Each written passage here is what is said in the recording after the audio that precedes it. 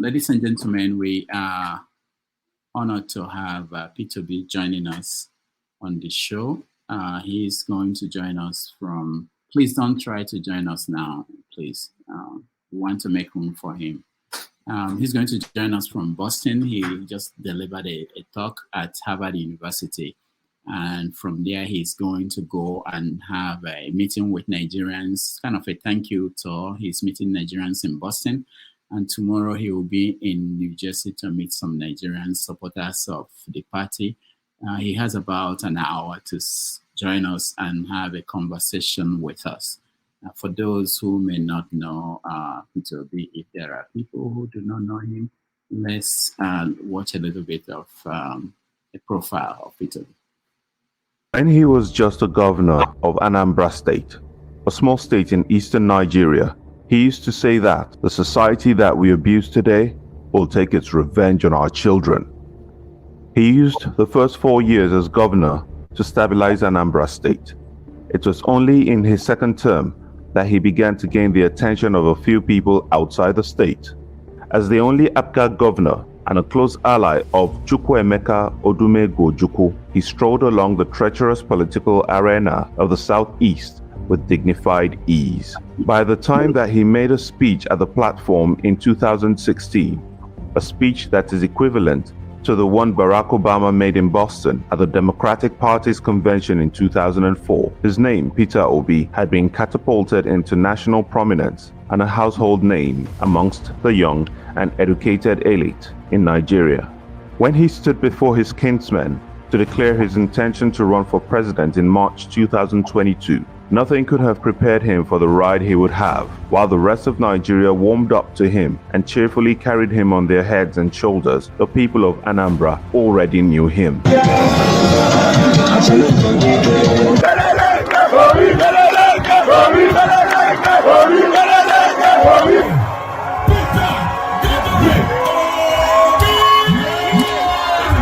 He was Okute, the former governor whom all the 177 traditional rulers in Anambra State unanimously confer the title Okute. His name is Peter Gregory Onwubuasi Obi.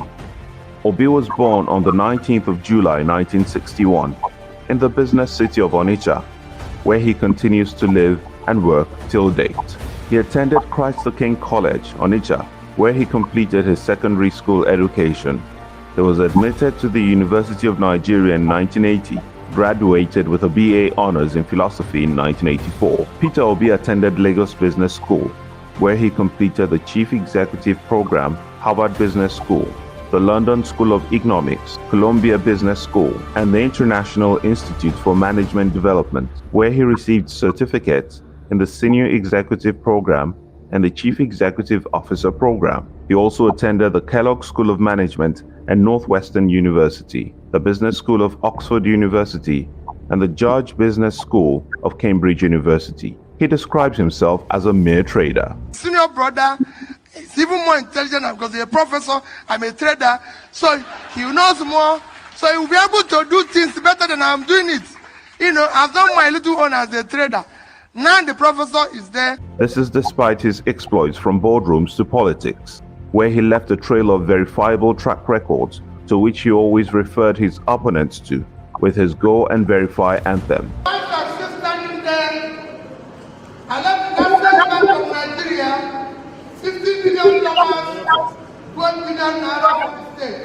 The bank is there, you can go and verify. Being a businessman, resilience was second nature to him. But in 2003, his political resilience was tested when Chris Ngige was declared winner of the gubernatorial election. Obi went to court, and in 2006, the election of Chris Ngige was nullified and Obi was declared winner of the 2003 election. He assumed office in March 2006. He was impeached in November the same year by the Anambra State House of Assembly. However, his impeachment was overturned and he returned to office in February 2007. He was removed again after the 2007 Anambra State gubernatorial election, but the Judiciary again intervened by ruling that he should be allowed to complete a full 4-year term. In 2010, He was re-elected to a second term, and this time, he served full term. In this current dispensation, it was uniquely refreshing that in the Nigerian political arena full of certificate forgers, ex and current criminals, and men and women with an opaque past, the only talking points that Peter Obi's opponents could hold on to was that his statistics were sometimes off, that he said he had only one pair of shoes and one watch, and they found two, and that he called a church leader and canvassed for vote in the infamous, illegally obtained and leaked Yes Daddy audio. In 2023, 20 years after his first election appeal, Obi went back in court to challenge the process of the presidential election he said he won. Let me reiterate and assure you that good people of Nigeria that will explore all legal and peaceful options to reclaim our mandate. The case was dismissed by the Supreme Court, but the support he received has continued. In rejecting the ruling of the Supreme Court, Peter Obi argued that the court had failed the people of Nigeria this time. We won the election and we will prove it to Nigerians. The former governor vowed to stay around and be the opposition to the government in power, which he considered illegitimate. As he used to say as governor, when the premise of an argument is wrong, the conclusion is also wrong. The conclusion of Mr. Peter Obi's first attempt at the presidency is that he has just started. His fight against what he calls the structure of criminality has only begun. For taking a party that got only 5,000 votes in 2019 to 6 million votes in 2023, he had done something that no politician has been able to do in Nigeria. His enduring mantra says, "Go and verify," irrespective of what the future holds for him. If he does not personally move Nigeria from consumption to production, someone else will have to do so. And someone else has to cut the cost of governance that he once legendarily did in Anambra State for 8 years, after which he saved millions of dollars for the state. And until these ideals that Peter Obi based his 2023 campaign becomes the norm, even his fervent opponents would agree that Nigeria will continue to flounder. Even those critics of his who say Peter Obi would never be president find out as soon as they say so that there is a thing hanging around their neck. All right. Ladies and gentlemen, please welcome to our show, His Excellency, Mr. Peter Obi. Welcome. Please unmute yourself. We can hear you, sir. Yes. Okay, good. Can you hear me now? Yeah, we can hear you. Welcome to the show. Thank you. We are glad to have you. We've been waiting, and a lot of people have been waiting to talk to you. So I sincerely apologize. Today has been very, very bad for me. You know, I have an event, a speaking engagement in Harvard, but leaving from Newark to Boston, I missed my flight twice, you know, because of complications at the airport. So, you know, I missed my flight. First, I was at a different boarding gate. They didn't announce it, and I went from another boarding gate. By the time I could be able to change my ticket, I missed the second one. I missed the third one.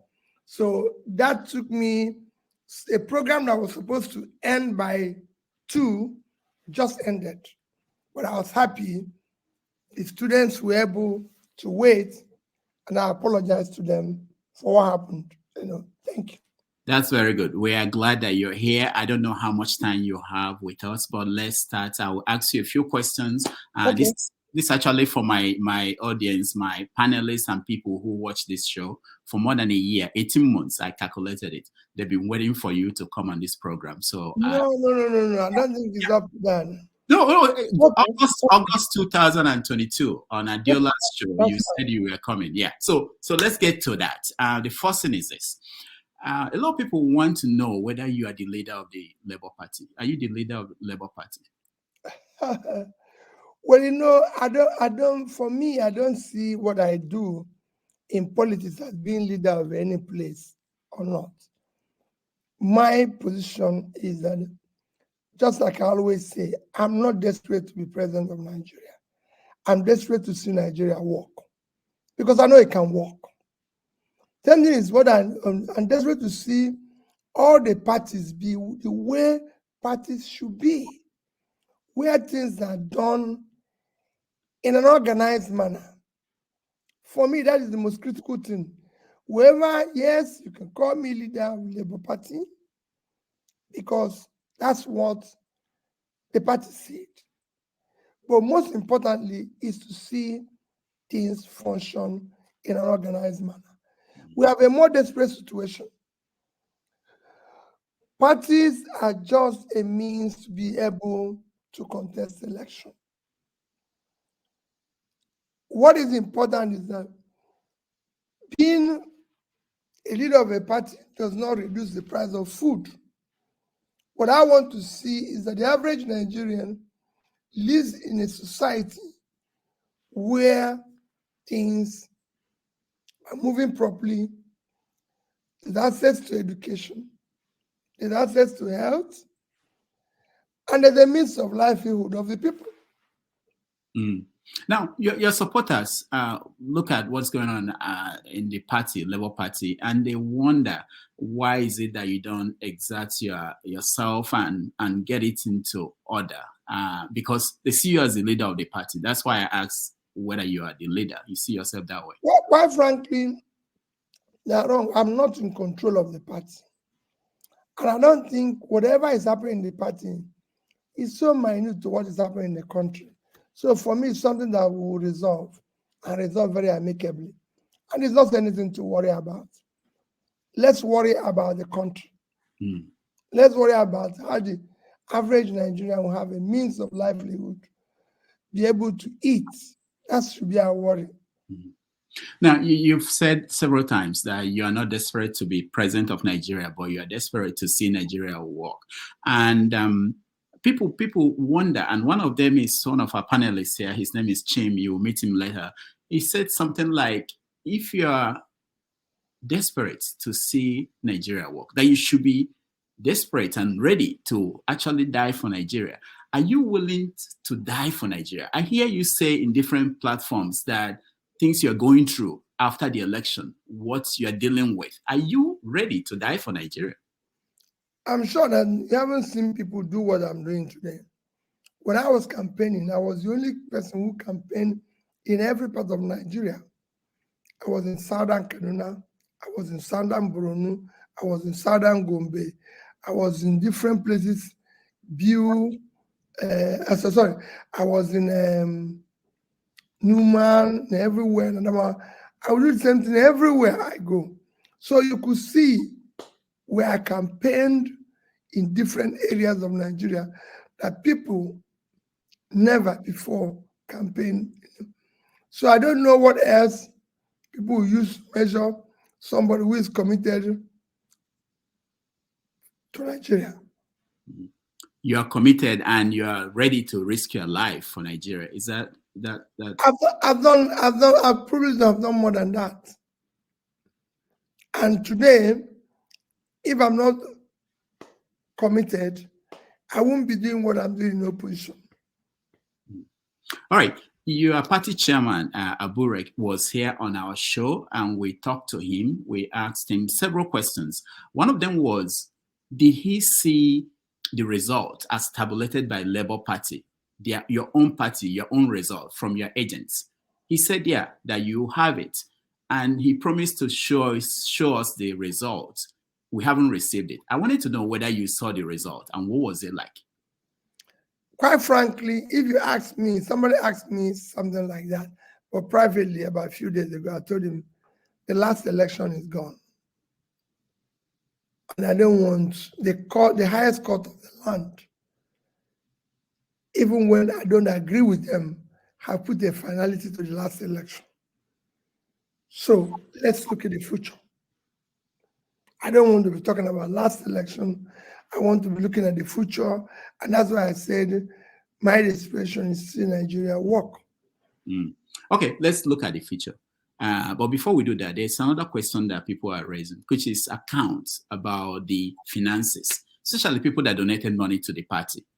Do we have the accounts? Is it public? Because people still don't seem to have seen it. Well, the party account is not under my control. We've said we are going to appoint a external auditor, and that we have appointed. So if the external auditor comes up with their work tomorrow, any day they come out with it, we'll make it public. Monies were received by different groups and different places. And we have said people who receive money should account for it. You've seen one of the campaign accounts was managed by Aisha Yusuf. She's come public, accounted for it. And that is at all levels, even support groups. We have asked them, if you know you collected funds from anybody, account for it. It's necessary. I'm going to go around to everywhere we've been, where we think people made donation, to say thank you. And if I receive their contribution, I'll let them know. If I didn't, I'll also let them know, so they will know who they gave it to and go and ask that question. And that must be, because if we are talking about accountability when we go into office, we should start by accounting for the small resources. But I can tell you, whatever we received was judiciously applied. That's why we achieved what we were able to achieve. But whatever it is, we need to account to those who supported us. It is critical, whether they supported us in material, in cash, or in anything, we need to account for it. All right. There's an election coming in Edo State for governor, and you have a candidate from Labour Party. I have a question. What are you putting in place to make sure that what happened in the presidential election will not repeat itself in Edo State? Well, what are we going to put in place? We are not in charge of anything. The only thing we can do is to continue to say, let's do the right thing, advocacy, and ask people to mind their boots, their this and everything. We can't do more than that. We're not going to carry gun. We don't have access to gun. We don't have access to, we're not going to kill people because we want to serve the people. We're just going to do the right thing. But is that all? Because some people were wondering, one of the things that didn't work out well in the last election was that you don't have agents everywhere. Labour Party didn't. We're going to have agents everywhere. We're actually supposed to have agents everywhere. It is a difficult thing. The last election, I said, is past. What it is that there's a lot of issues that made us to be in that situation. And it was just our first attempt. We're more organized in the future. So you're assuring Nigerians that you will have agents in Edo everywhere, in all the polling units? I believe so. Yes, we have no reason. In the last election, we even have agents everywhere in Edo. Okay. That's not one of the states where we do have agents. Okay. All right. One more question from me before I let our people come in, because I don't know how much time you have for us. But the question is, if you were announced as the winner of the election last time and you were sworn in, you will have declared your assets for Nigerians to, and I believe people who know you, they believe that you would have made it public. Am I right? Well, yes. Let me tell you, yes, it's mandatory for you to declare your assets. But where we are now, it's also necessary to do so public. Even if we have not been doing it in the past, things have changed. We now need to do things differently. And I believe we need to do things differently. Even when I tell people that when I was campaigning, that I'm not going to dwell so much on the past, even when I'm looking for fighting corruption and everything. We will be able maybe ask one or two questions about the past, but our focus would have been on today and tomorrow. Now, people who know you, they say that you will have done it publicly and that, you will make other people working with you to do the same thing. Yes. Will you be able to tell us, Nigerians today, ballpark figure of what your assets look like? No, I can't because I'm not in office. Yeah, I know you're not in office, but that would be a change. That would be something. No. It's not necessary. All I tell people is that I'm not a poor man. And whatever I have is by his grace. Is God, And I've done one thing. I've challenged anybody to say, show me where I stole public money.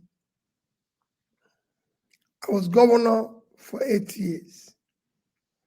And in 8 years, when I left office, everybody, including that I left over $150 million and over 30 billion naira.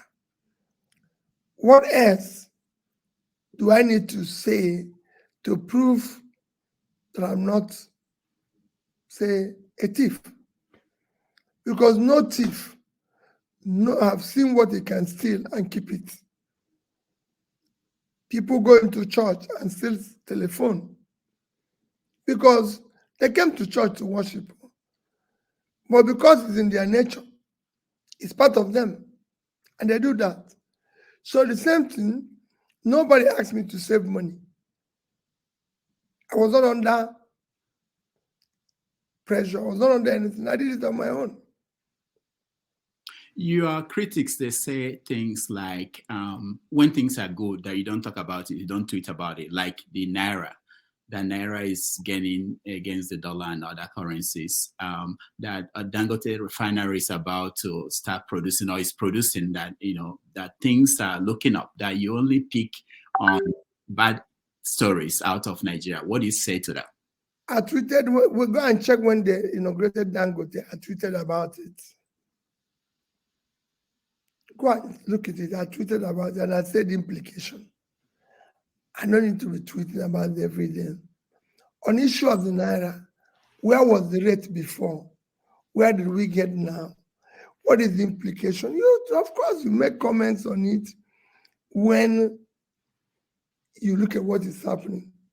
You see me make comments on the Naira and what people think it is this. I'll make comments on it. I don't tweet always when things are bad. My role is to say things the way they are. Okay, I agree. We'll bring people in, and if I bring you in, remember, I will share the link. One question straight to the to your question, and then we will get to as many people as possible before he goes. We don't have a lot of time. I have several other questions for him, but we are short of time. So let me bring in the people that are already in the studio, and then we'll go from there. Please, just your question.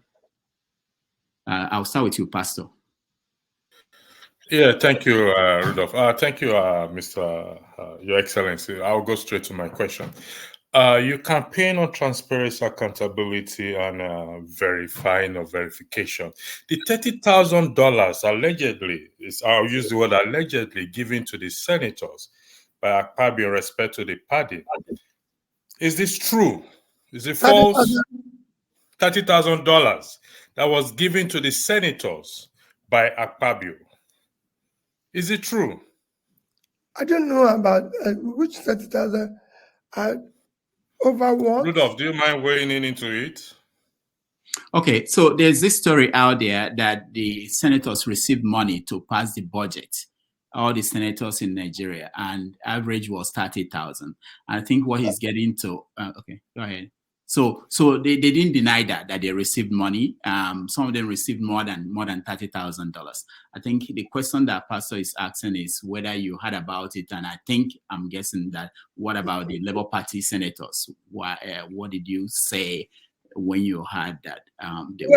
Quite frankly, I didn't follow up on that. I didn't know about they're being given money to pass the budget. I heard about budget being padded, budget being doing this. I've heard about buying them vehicles, which I condemned, in every ramification, even when Labour Party people were involved. And I keep telling people, it's just like what you asked me at the beginning about the issue of leadership. Leadership of the party. I said, I'm not in control. I don't have powers to sack Abure, employ him. Neither do I have powers to sack anybody. Just like I don't have powers to tell the labor legislators what are they going to do. You see, people must understand one thing. There's a difference between when you're in charge and when you're not. Let me go back to my former party, ABGA. When I became governor, during my time, I was contesting an election. ABGA was engulfed in similar situation we find ourselves in labor. And that was the situation when I became governor. I don't know if you know, it became like that for a long time. It didn't stop me from doing what I want to do as a governor, because I was in charge. I could sack a commissioner, I could keep a commissioner, I could question a civil servant, I could do this. There's so many. I had the power to do what I wanted to do. I answered a similar question today in Harvard, that when you are in charge, you can decide, like I said, I can fight corruption head on. I can decide this is not going to happen. Legislators, I'm not going to buy you this type of car because I have the similar situation. Traditional people are not going to use this type of facilities because this is going to happen. But when you're not in charge, what people do is that just like they say, oh, if he can't manage party, how is he going to manage Nigeria? I'm not party chairman. I don't have any role in the party. I didn't manage ABGA as governor, but I managed Anambra State because I was in charge. I was the person who knew what is the right thing to do and pursued it. People say, oh, if we can't manage legislators, how will I manage them? I can only preach to them. Rudolf is like you now. I can't manage. People say, oh, if you can't control Rudolf, who is your friend? As me, you're my friend. How can you control this? No, it's not the same thing. I can only preach to you. I can only, persuade you to do the right thing. It's a different thing when I am in charge. You cannot decide this is the way I want things to go. All right, let's leave it at that. Let's go to the next person's show. You're next. All right. Thank you, Rudolf, and good evening, Mr. Peter Obi. Thank you for joining us today. My question to you is, and I believe it's a question that might be relevant, for years to come while you remain active in politics. My question to you is, currently today in Nigerian, political space, are there political actors or gladiators that you consider, a step too far, that, even if it means it takes you closer to office, to Aso Rock, that you will not work with, based on what you know of them, based on what they stand for, based on who they are? Are there people that you would say, regardless of what this will bring me, I will not work with these people because I know them and I know what they stand for? I won't call their name, but there's so many of them. Okay, fantastic. Thank you very much. Of course, there's so many characters you will never have near you because they don't believe in anything. They are part of the confusion and they will never change. Thank you. Why would you want to bring them near you? Thank you very much. That answers my question. Answer people today. People would have been surprised about the team that we have assembled. But they will know that this team have come to work. All right. Thank you. Thank you, Sure. Thank you. Let's go to Chim. Chim, you are next. Thank you, Rudolf. Good day, Mr. Obi. It's a pleasure to make your acquaintance. Even though Rudolf has tried to malign me slightly before you. All right, my question is this. I know you've tried to answer it in a certain way, but I'm still not very satisfied. So, bear with me. So we know that we run a presidential system of government. and you have declared yourself to be an opposition leader based off the outcome, and you want to help hold those in government to account. Now, I guess the thing is, a lot of people, with the way they believe, see you as somebody of influence, believe that a lot of your Labour Party members of the National Assembly actually won their elections in part to your influence, in part to the fact that people believed in you and so voted for those people. Now, the frustration a lot of people have, including me, is that you're saying you're not in charge. But some people believe that we're not asking you to use a gun or use a whip and beat people, but rather to use that influence to inform the way your members of National Assembly vote, such that when they see that credibility, perhaps it will be a carryover into 2027 to help to say, okay, this is what we missed when we did not get a Peter Obi and a majority LP in National Assembly. So if you're unable to do this, I mean, what do you say when people say that you're not bearing your influence in Labour Party? That's my question. The only thing I can tell them is two things. Let me, even before I answer it, tell you that quite a number of Labour Party legislators are doing the right things. If you follow them, quite a number of them. But that notwithstanding, I've governed the state with 30 members. Are you hearing me? Yeah, we can hear you. I've governed the state with 30 members, not from my party. Rudolf knows what I'm talking. And I was able to do what I want to do. Return school when I had no single member from my party. Been able to empower hospitals owned by voluntary agencies without a single member from my party, and took other decisions. I still maintain the only thing I can do is to continue to preach and urge them to do the right thing. Other than that, it does not in any way shows, it's like saying because my brother or my sister or my wife or my children is a thief. God forbid, I am. You cannot do that. I cannot say because Rudolph's brother is an addict, then Rudolph is. And Rudolph cannot control him. You persuade, you do whatever is possible to tell them to do the right thing.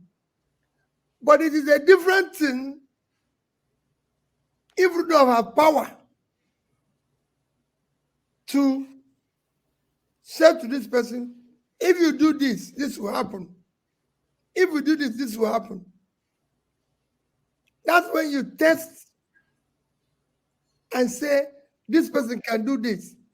I did it when I was being impeached. I still took those decisions because I was in charge. And I said, this is what I want, and it must happen.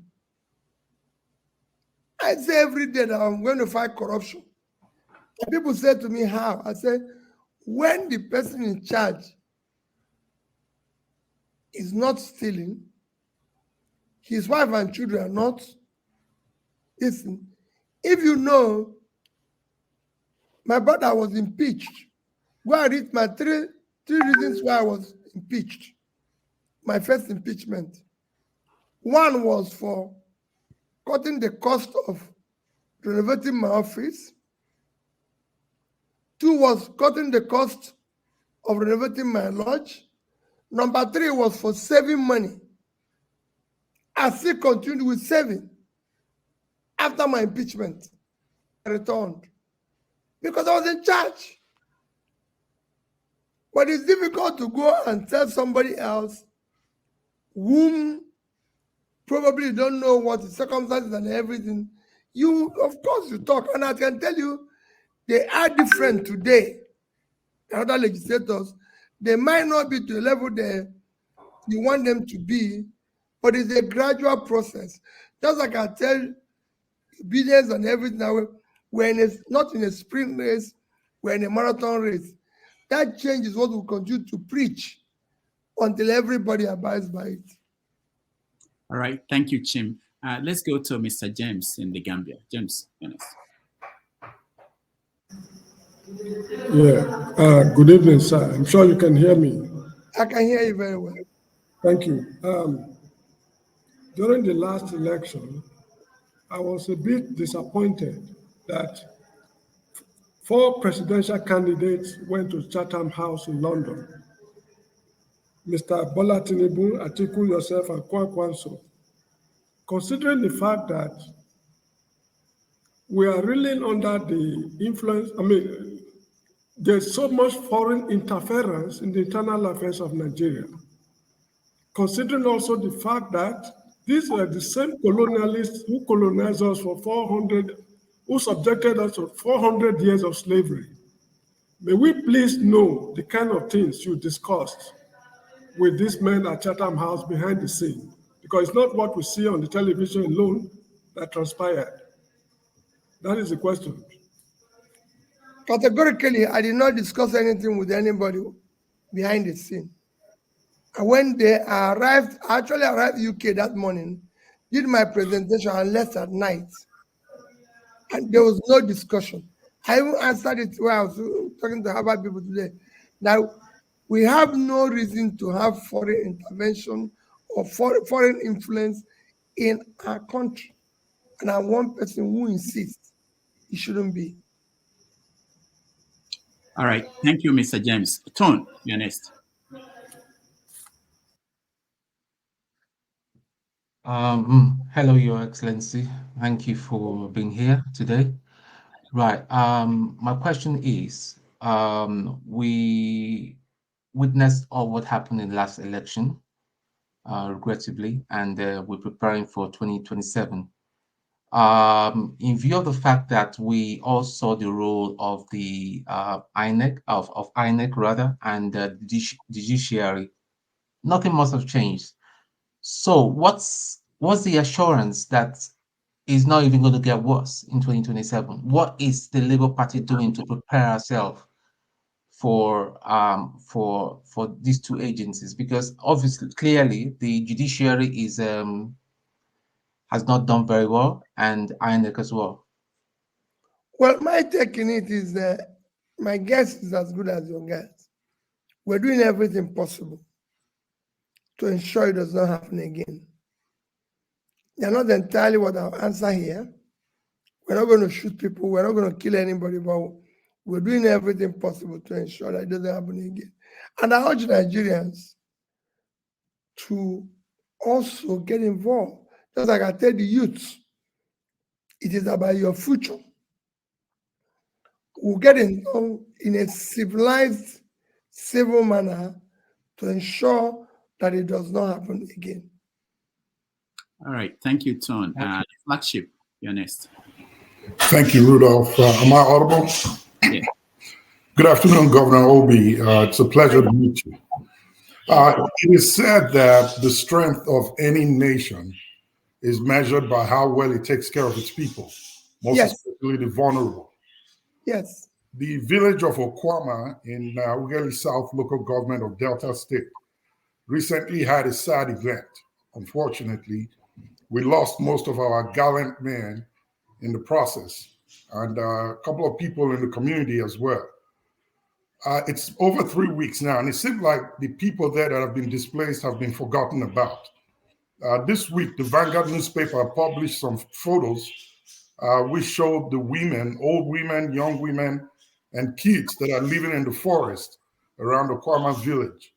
My question is this: if you were the commander-in-chief, what kind of leadership would you have provided, and how would you have made sure that both parties that are aggrieved, both parties meaning the military and the innocent citizens in Nigeria, are brought back to their community to continue their lives as it were? If you have followed me in Twitter, I was very clear on this. I condemned completely the killing of our soldiers.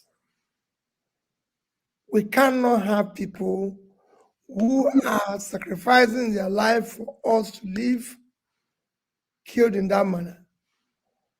And at the same time, I condemned the reaction of the military. Two wrongs cannot make it right. And the people who are not suffering are people who have, in my own estimation, nothing to do with the killing. They should not be subjected to that. That's why we have a society. I would have even physically visited the place, see things for myself, be able to bring everybody. I know the pain of this military, but I know the suffering of the people. That is why you're in charge. This has to be done. A mistake has happened. This has gone wrong. But it will not be for us to do things that should not be found in a civilized modern world of today. I think I'm appealing that those people from the village be brought back, rehabilitated. I'm advocating that Nigerians should not live in IDP camps, talk less of forests, when we are not at war. I've gone to IDP camps in Benue and other parts of Nigeria, and I said people should not live outside there when we are not at war. All right, thank you, Flagship. And let's go to Jegun. Jegun, you're next. I'm not hearing you. Oh, Jegun, we can't hear you. Unmute yourself, please. Pleasure to meet you, Mr. Peter Obi. Thank you. We are all behind you, even at this time. I hope you still feel that. Two really small questions. Well, one small and one medium, if I may. The first question I have is about leadership. Leadership in Nigeria, right across the board, is extremely poor. I would like to ask you, firstly, if you were not the candidate, if you are not running, and we're glad you are also, don't get me wrong, excuse me for being a bit obtuse, but if you were not running for the presidency, who would you vote for? That's my first one. Well, I don't know how I'm going to answer that. That is too controversial. Fair enough. Fair enough. I felt it might be a bit obtuse, but as I said, we're all looking for leadership, and I would just like to see where your eyes were if anybody else could do the kind of job you're doing in your estimation. There's quite a number of Nigerians who can do the job and do it well. Fair enough, sir. You know, the second one of them, but at this stage, I don't need to mention. As I said, I'm not desperate to be president, but I'm desperate to see Nigeria work. And I'll support Nigerians who are competent, who are qualified. For me, at this stage where we are, we must look for the best. People Indeed. with credibility, people with character, people who are competent, people who have the capacity, and people who have compassion. It is important. We can't I respect that. Where we are now, where it is everything fits. Yes, sir. Something a bit deeper, if I may. Global geopolitics and the configuration of the world today, and the fact that we're ever headed into the future. Does Nigeria stand a chance of catching up in real terms, and not in glowing terms of glorification, in real terms, in your most curt analysis of the situation? Very easy. That's not Nigeria and Africa stands the chance of catching up. because you have so much resources. So much resources.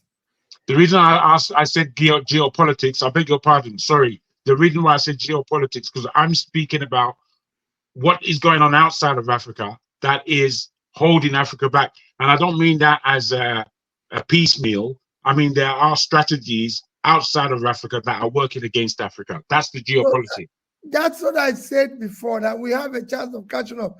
In fact, like I said, this was a question I answered today. Nigeria has no reason for anybody to hold it back. It is this elite, the drivers of our continent today, mostly, I'm not saying all, the drivers of Nigeria today, which have meant the political class, are mainly people occupied by people who have since passed their destination and must leave the stage so that people can come, people who have ideas, vision, and commitment. For example, if I use Nigeria, we have no reason to be held back by anybody. We have all the resources, God-given resources, to be able to determine our future. We don't have nothing to do with AIDS. You've seen me condemn that Ukraine gave Nigeria grain. How can a country at war be giving us grain? Ukraine have 603,000 square kilometers of land space. Northern Nigeria is bigger than Ukraine. Just northern Nigeria.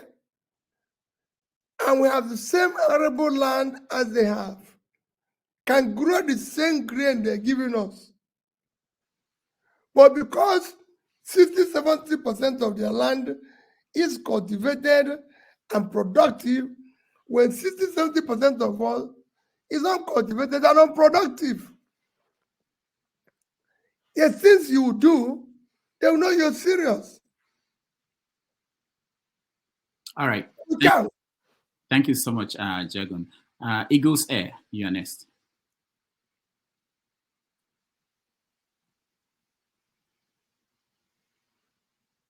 We can't hear you, Eagles Air. Can you unmute yourself if you're muted?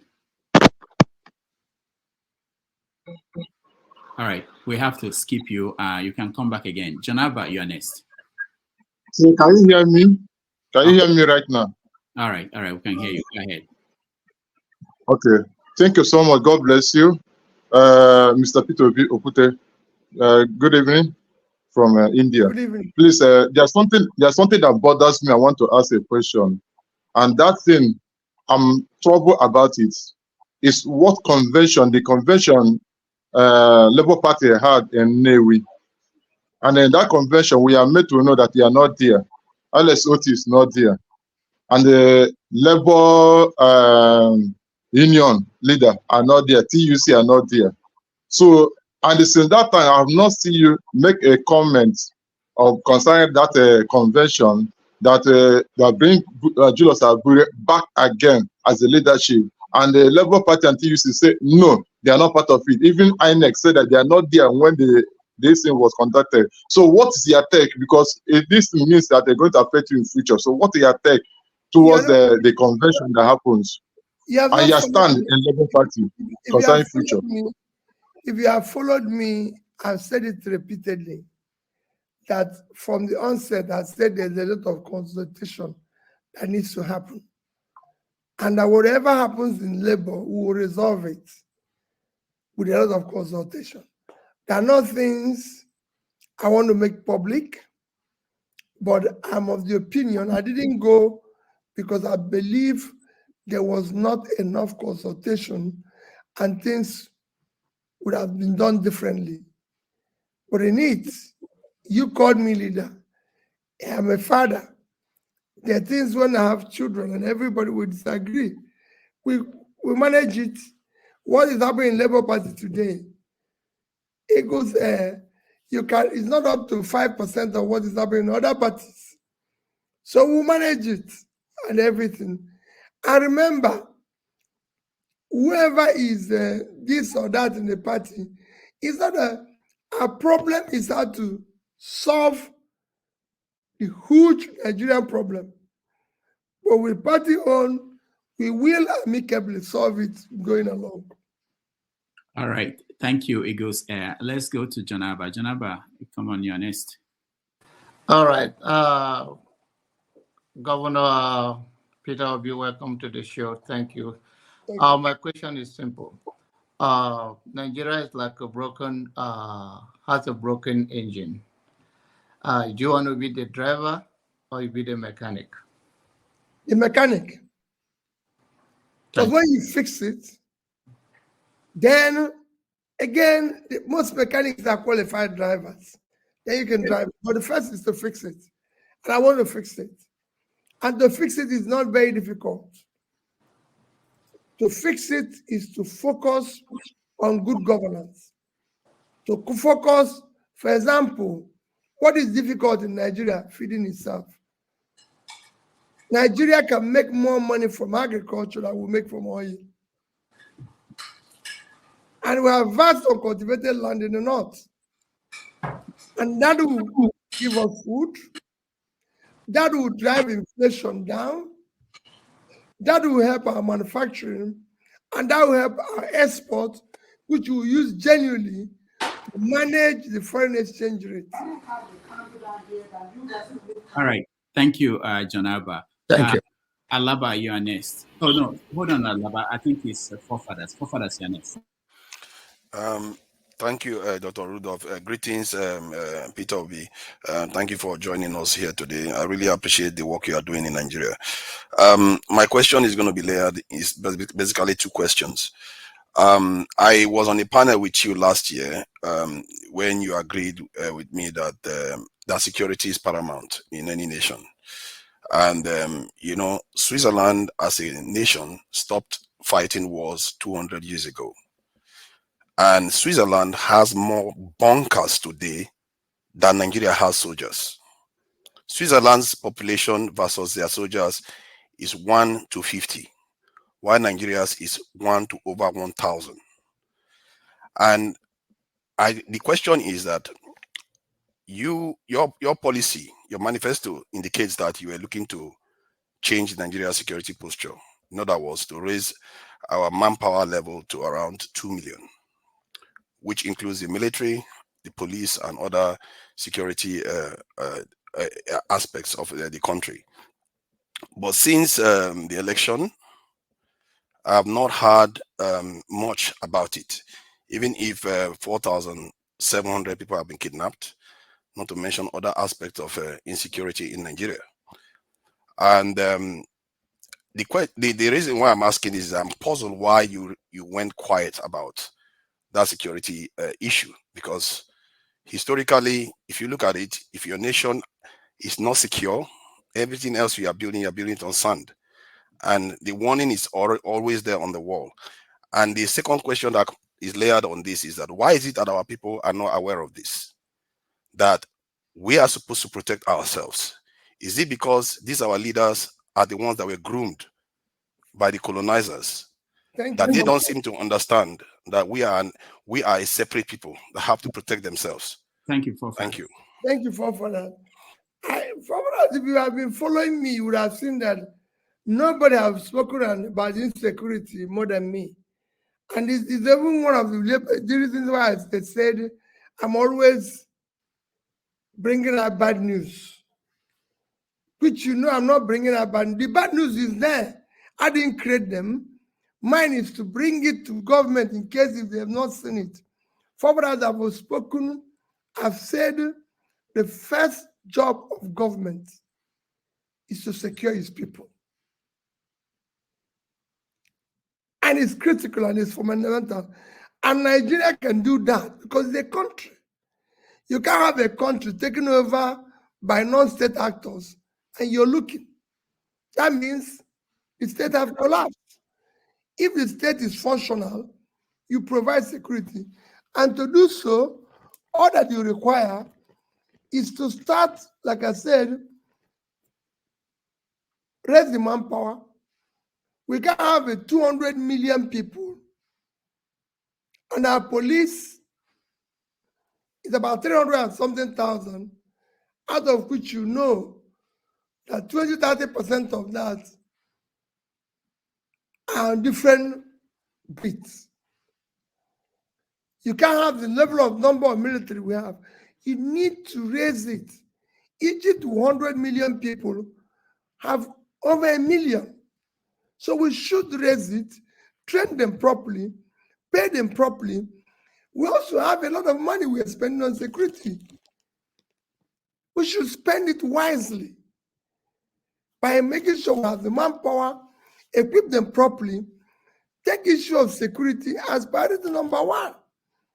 Because you can't be going about talking about attracting foreign investor where it's not secured. You need to put your farmers to go back to produce this food I'm talking. They can't go in an insecurity situation. At the same time, you need to create environment for people to have means of livelihood. Because the more unemployed people are, the more poor people are, the more you have insecurity, the more you put people out of poverty, the more you reduce criminality. It's happened in South America, it's happened in Asian countries. These things I'm talking have happened everywhere. This security you're seeing in Nigeria today is also occasioned by the general level of poverty that has excavated it. So these are things you need to fight in very aggressive manner at multi-levels and different fronts. So I believe you, we all need to deal with insecurity. Otherwise, we're wasting our time. All right, thank you. Dr. Damage, the second question. No. Thank you, forefathers. Alabayonist. Yeah, greetings, Your Excellency, Mr. Peter Obi. Thank you. I'll go straight to my question. All political parties in Nigeria and most politicians, 99%, have no clear philosophical political ideology. Neither are they principled. Nigeria needs a revolutionary change, revolution of the mind first.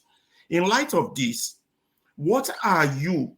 Are you a revolutionary, a reactionary, a progressive, or whatever other vocabulary you might have? The recalcitrant nature of the Nigerian people requires that, apart from you said preaching to them, requires that what tools do you have in your arsenal, apart from the Labour Party, that you can add to what you're currently doing to empower the people? Building boreholes is good, but building media, radio station, TV station to start a massive movement, particularly abroad, supported by those at home, to effectively have the right numbers that we need to effectively make a change in this very deep and sad situation that we are in. So that's my question. What other arsenal is in your tool? Because working with the Labour Party, I personally believe you should do more. You should be a movement, because there's a lot of people who share your philosophy or ideology, which you're going to tell us what it is now, and want to join up with you. We're not harnessing those numbers. What else can you do to do that? Alaba, I have actually answered the question which you asked, but I agree with you. There's need to do it. That what you said I should do is what Rudolf is doing already, and I'm participating in it. We need more. No, yes, I agree. We need more. Being in opposition, my brother, is very difficult in Nigeria. Extremely difficult. You can do what you're doing because you're not there. You're harassed. Your business is harassed. Your family is harassed. Everything around you is harassed.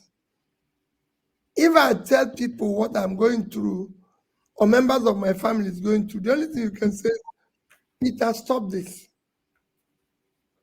Because that's what it is. Because it's a state capture. The winner takes everything and makes sure that you don't move. I have friends today who will not take my call, who don't want to come to their house, who will be doing occasion and call you and say, Peter, I'm doing this, but I don't want you to come. You know why? And I can tell you, it's so painful. Happens virtually every day. People say to you, I'm doing this. Today is my birthday. My wife is inviting people privately, but I don't want you to come. And people who might send just birthday greeting, they won't reply me. They will use somebody's other phone and call me and say, we saw your this, but we can't reply because if we reply you, these people will know because they're taping everything about you. That's not a normal life. And these are people who are supposed to stay and say no. I've been at the airport, at the gathering, I want to greet somebody, who will not greet me. These are people I used to be in my private life as a businessman or bank. We all used to meet together as directors and say, they won't greet you. They're using somebody's else phone to call you, or they'll tell you, say, let's meet somewhere overseas. That's not a normal life. So to go through this is painful enough. This interview I'm doing, like every other interview, your call, your question, that you're there talking. Didn't you see now? Rudolf started by saying, I bring only bad news. Tell me which news that I brought that is not there before. No, Governor, it's not Rudolf that said it. It's your critics. That's what they're saying. Today, I advocated for one thing. When I was speaking to students, they have I said, we need to dismantle, change the presidential system we operate in. And because it's not appropriate for us, we need a mix of presidential and parliamentary democracy.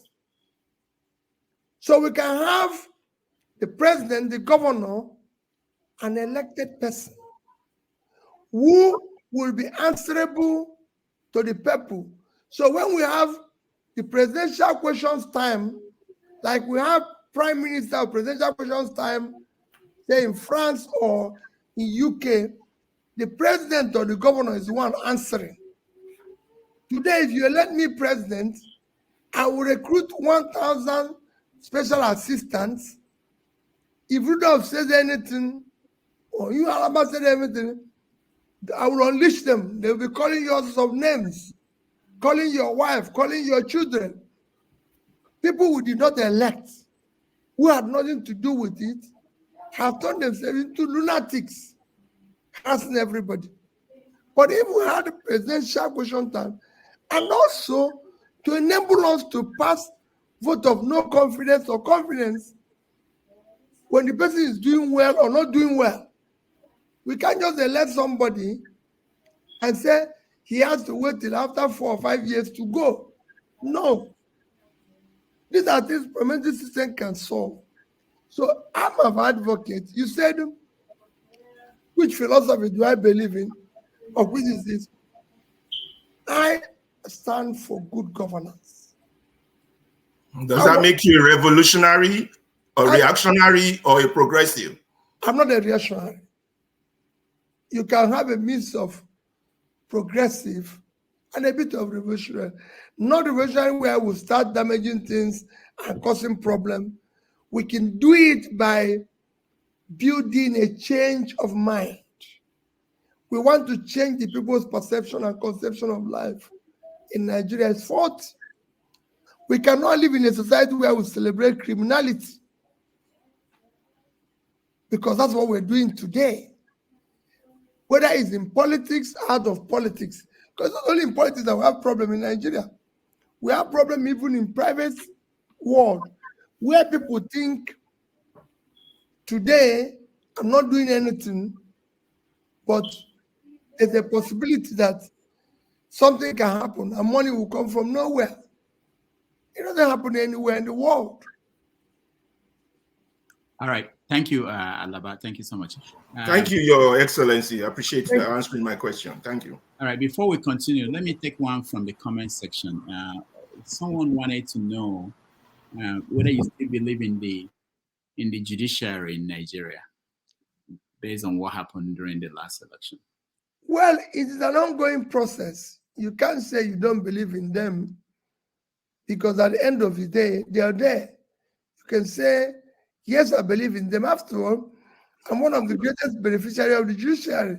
It worked in the past, and it can be made to work again. What we have today is state capture, where people who captured it across the line are doing whatever they want. They've hijacked the institutions, but it can be strengthened. All right, and Ndubisi. Thank you, Rudolf. Welcome, Your Excellency. We are happy to have you. Thank you. Sir, my question borders on the extreme bitterness and hatred in our country. We saw it play out in the elections. Do you think that Nigerians need to come together and sit down and decide on how we want to live as one country, make new rules, or better still, change the rules so that there will be equity and justice for every part of Nigeria, and remove this issue of minority majority, and that will help to secure the country? What do you think it is time for us to start discussing, and we need to do this before going to further elections?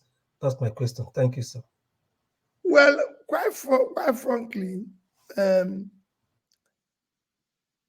what we're seeing, I said it before, religion and ethnicity or tribalism are all elite conspiracy for state capture.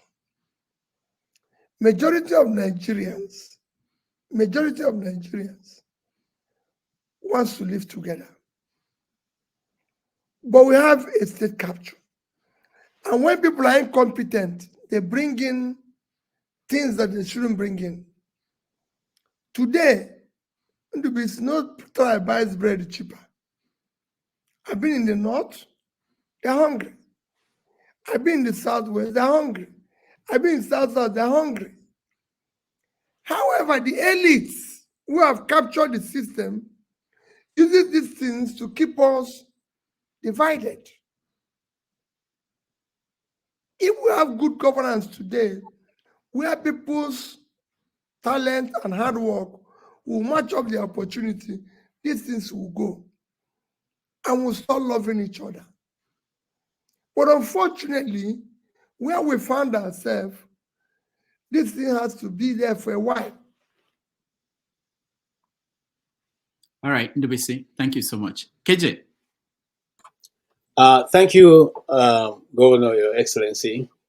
We appreciate what you are doing and what you stand for. I just want to ask you a question. With all that you've said, I'm a bit concerned that your lawyers, they went to the tribunal and didn't have any evidence. Even with all the effort of the media to help them with evidence, the judges said they didn't see any evidence. So, sir, can you confirm why, or tell us why your lawyers went there without having evidence? Well, if you have been in this very, as I told you, I don't want to discuss yesterday. Yesterday is gone. Those who talk about yesterday will miss tomorrow. I'm preoccupied by tomorrow. That exercise has come to an end. It's for you to judge whether they have evidence or not. Even the evidence were physical in the court. The world can see it, but anybody can choose anything he wants. And we have the best of lawyers, the best of legal minds in that country. So it's yesterday. All right, thank you, KJ. Ed, go ahead. All right, thank you, Rudolph, and thank you, Governor Peter Obi. So my question is this. So I actually wrote it down. Is there any chance that you might, leave the Labour Party if things remain the way they are now? And also, just from a political point of view, are there lessons you've learned from the last election that you look to probably put to practice as you go into 2027? Because we believe that you're likely going to run again. because now you're going to be up against people who were not the incumbents when you first ran, which is 2023. So are there new things that you've put in place? Well, every day is a lesson. Every day you learn. And if you learn, you use them very carefully. There might not be things I can tell you here now, but I've learned a lot and I'm going to put them in place. I can tell you that. And the issue of leaving Labour Party or not leaving Labour Party, like I said, we don't know the dynamics on which the elections are going to be conducted going forward. Those dynamics will determine. All right. Okay, thank you. Thank you, Ed. Let's go to Osita Demma Yones. Good evening, Your Excellency, Mr. Peter Obi, and it's really a pleasure to finally speak with you one-on-one. I want to take you back a bit to when you were a governor, and I know this question has been asked to you, and that is concerning local government autonomy. I'm of the view that while you've been a great governor, and almost everyone can say about the marvelous things you did in Anambra, but not most of us are not able to identify who the local government chairman were or the caretaker chairman. And the reason I bring this forward is because I've been living in the UK for a long time now, and you can see how the local government work. Development is local. Employment is local. Even the insecurity we're talking about is local. Education is local. So is it not to an extent an aberration that the people find a governor to be more imperative than a local government chairman? And also the thing about how the finances move from the governor, this whole single treasury account, where the state, it's in control of the money which is meant to be for the local government chairman, and at the end rendering the local government chairman useless. So your Excellency, with your experience, what exactly is the problem? Why is it that you, the governors, do not allow local government chairmen to function? Ostadima, you, quite frankly, thank you. But if you were actually a follower when I was governor, you wouldn't have said the local government chairmen were not known. The local government chairmen had issues where, for court case of people thinking governors manipulate local government election, I told you I governed with 30 members, not from my party. They wouldn't allow me to do local government election. But we appointed local government chairmen that everybody knew who they were. Till today, if you ask people who was chairman of this local government when Peter was, they will call their name. And we made sure that the resources of each local government were used for that local government. Let me give you a few examples. If you go to Nnewi local government, it is during my tenure that they built the new headquarters they are using now, and it was done by Nnewi local government. If you go to Onitsha local government, it is in my turn they built the new headquarters they were using now. It was built by that local government money. If you go to Onitsha South, it is during my tenure they built the headquarters they're using now. It's built by local government. If you go to Dunukofia, I can go on Dunukofia. They never had a headquarters. It's during my time that it was built, and it's there. If you go to Oka, I can go on and on. What we did was to ensure that the local government money was used to pay salary, to pay primary school teacher. With the one we brought in, the balance was used to work in that local government. In fact, it was a pride that is not being used. That when I was there, local government chairman, one day, my speaker, who served under me, the PDP, we lost him. And when he was being buried, everybody in the parliament said it was during my tenure that they started doing projects based on local government and constituencies, because I usually would tell to them, I don't have money to give you, but we can do something in your constituency. So you can tell your people you attracted this. But I believe what you're saying. Development is local. And we must make the local level work. It is necessary. It is important. So are you saying that you support the local government getting their money directly without having to go through the governor? This is where, like, the point where I want to understand. They've always gotten their money direct. Let nobody tell it goes through the governor. No. It doesn't. It goes direct to them. In fact, let me even tell you, the law says that 10% of all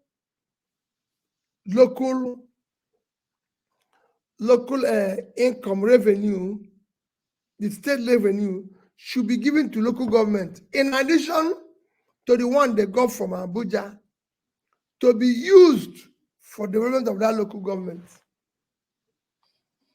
All right. Thank you, Sadima. We rounding up. He has to leave.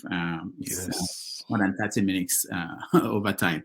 So, Reyes, you're next. Yes, thank you very much, Dr. Rudolf.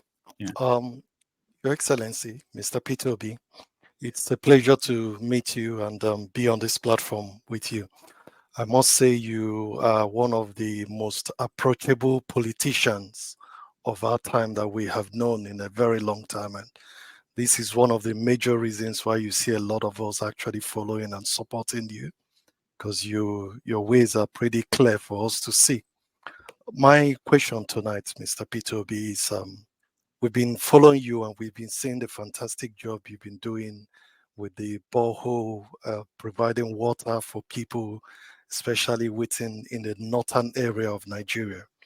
Now, obviously, just because this is beginning to spark up some other regions saying, is this also going to reach them? So we want to assume that definitely you are moving from the top of the country towards the south.